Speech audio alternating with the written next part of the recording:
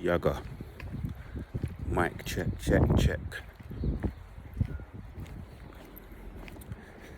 This topic, we're going to have to go over this topic on a few different videos, man, because it's such a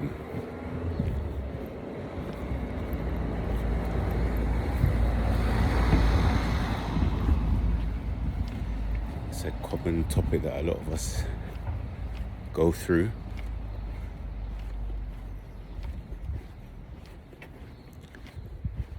Let me talk about my story time, but I've talked about this story time on a different video. But I don't expect everybody who may have just found the channel to scroll back maybe 1 year worth of videos. So from time to time I'm going to talk about it because this is just one example. Yet this has happened on many different levels and many different scenarios for me. So I was in the supermarket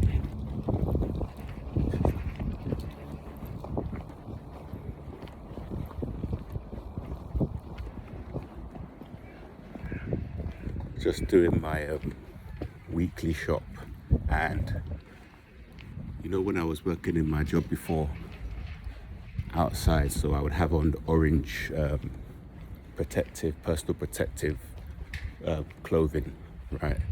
And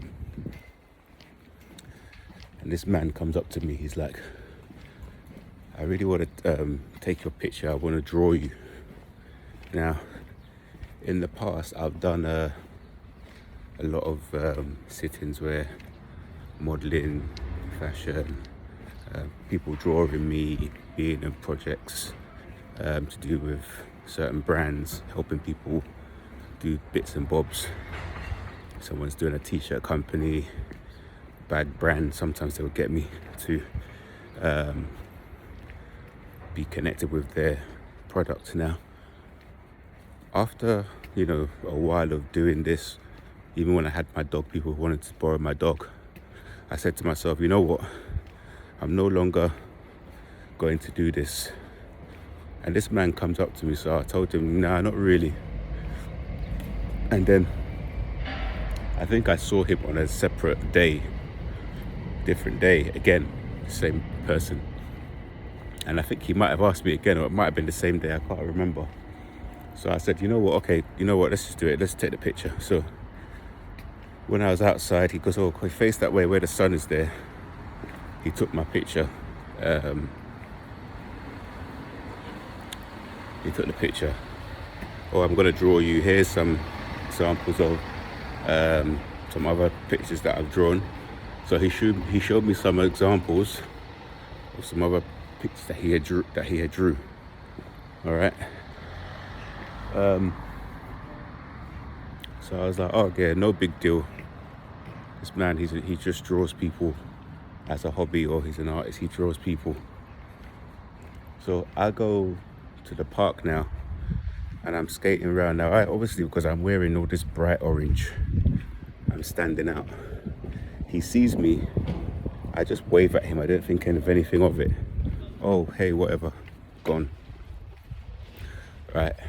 I don't think anything of it. After about a week, this man goes and he buys a pair of skates in the same park, and he's now in the park skating around. I think to myself, well, fair enough, maybe he just wanted to give it a go. He saw me doing it, he thought, you know, this looks fun, let me try, no worries. I think he even said, oh, you look really cool, you look like you're in your zone and meditating, and he wanted to do it. So I'm like, okay, cool. So he does that. Within a week or few days, this man, everybody that I was friends with, he started to get close to. Now, mind you, there's a lot of people in there, so there's lots of different groups, lots of different friend groups, lots of people getting on and on. There's lots of different social people and different little groups or whatever, but it was the particular group where I sat and all the people that I was getting along with at this time. So I thought, okay, this is also a bit strange, right? So he messaged me. He was like, "Oh, do you want to go for a drink, go for a date?" Now I'm not even that way inclined. So I responded to him. I said, "No, I don't actually. I'm not into that sort of thing." I responded to him. Within a week, this man, he goes and he gets, starts coming, sitting where we sit, with another black guy, slim guy, and he'd be sort of making out or being really friendly with this guy, but it would always be in my eye shot. So some of the other skaters, they mentioned it to me. They go, "That guy's a bit weird. What do you think?" And I was like, "Yeah, I know. It's making me feel a bit uncomfortable." I carried on my business. Long story short, after some time, I pulled away from him, blocked him. I think he had some trouble with some of the younger guys, and then there was a fallout, and I haven't seen him since. The thing is, why I wanted to talk about this topic is you have a lot of these copycats. I've had it even in my old job when I started driving this electric van. All of a sudden, everybody wanted to drive that specific electric van. When I was given a specific tool to use and nobody was using that tool, all of a sudden everybody wanted that specific tool to use. And what they're actually trying to copy is something that you can't actually copy. It's just the way we are. It's how we are built. Is something that is within us, that is actually, you can't copy it. And also the people that are trying to copy it are not actually able to walk in our shoes.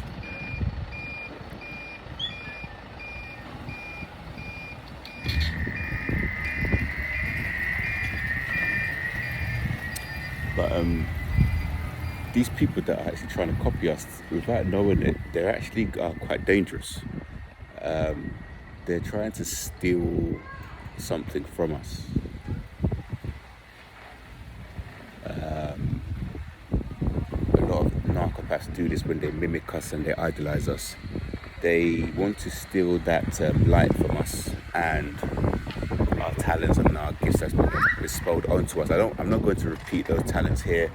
I've spoken enough about this. It's not coming from an ego space, heart space. It's coming from just a energetic one, and the knowing and allowing sort of information that I'm letting to flow through me at this present time. So what usually happens after a while of these people getting close to us is that they realize that they're not able to replicate the gifts. They're not able to replicate the shine, light which you have, and the next stage of that encounter is usually some kind of mechanism to control it, to somehow use you to monetize something, find a way to make money, use your image, like I was saying before, you're modeling someone's brand, or you're on the newspaper to save something, or you're helping out on some kind of good luck.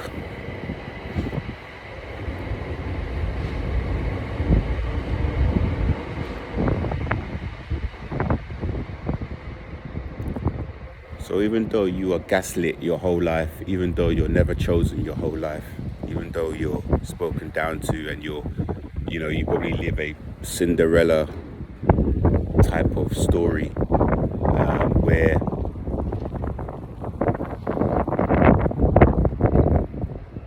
you are given the crumbs off the table, and your creative nature is probably used, and you're not allowed to share from those gifts. You'll be like the person who is the inventor of a product or inventor of something, and then you're not given your own patent. What these people will do is come to an agreement with others, and they'll gang up against you to destroy it, to steal it and to destroy it. So the first is to control it. So they will first try to monetize, try to control those gifts, whether you're a singer, you're a dancer, you're a designer, you're somehow kind of creator. So use your gifts. Even if you're an engineer, if you're quick at your job and you're able to wire something, they'll send you on jobs where you would be expected to do more than other people. Sometimes it could just be physical strength. So if you're running a cable, you're pushing a cable into the ground, they will use you for the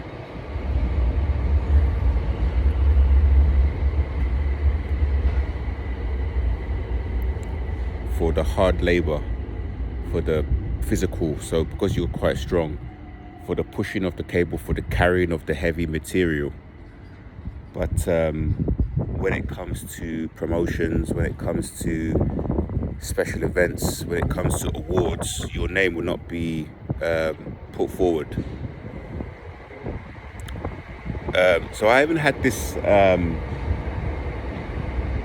when I had a type of stool that I would use, and the stool was a folding stool. It's sort of a white stool, and I had that color, and this stool comes in about 8 different colors. And somebody who would come to the skate park would go and they would buy the whites, the exact same type of stool, many different types, but that one is the one they would buy. These people are highly narcissistic. If you see someone following you, getting the same lashes as you, getting the same nails color as you, wearing the same type of clothes as you, know that their intentions are never pure, and usually they're going to want to eliminate you. So really be careful about people who may disguise themselves as friends or getting close to you. I've had this also with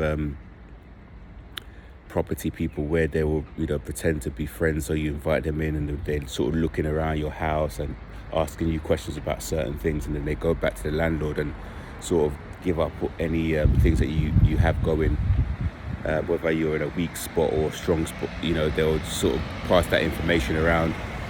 You have also handymen, plumbers, workers who come in, and while they're fixing something, they're looking at your books, looking at what you got on the wall, reading information about what type of martial arts you're studying, whatever it may be. They're just collating information about us, and it's never for the betterment of us. It's never for the putting you further, pushing you forward. So just be careful of these copycats. They want to steal your light from you. If they can't use your light to monetize for their own gain and to push you further down, they want to steal from you, and in the end they want to eliminate you.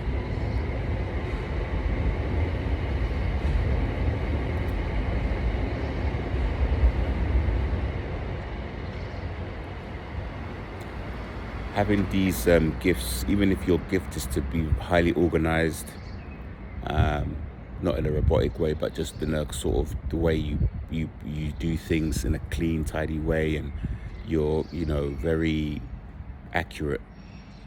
They look at these things to become very envious and very jealous about, and it's extremely dangerous. It's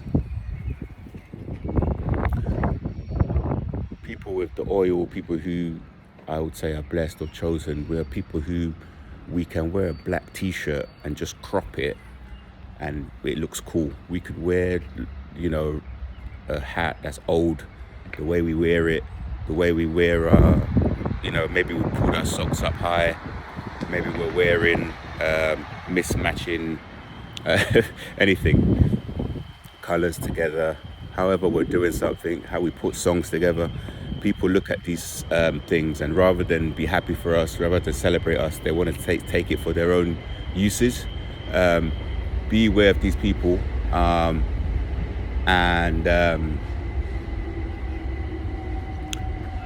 protect yourself by not giving these people proximity, and move forward in a positive way.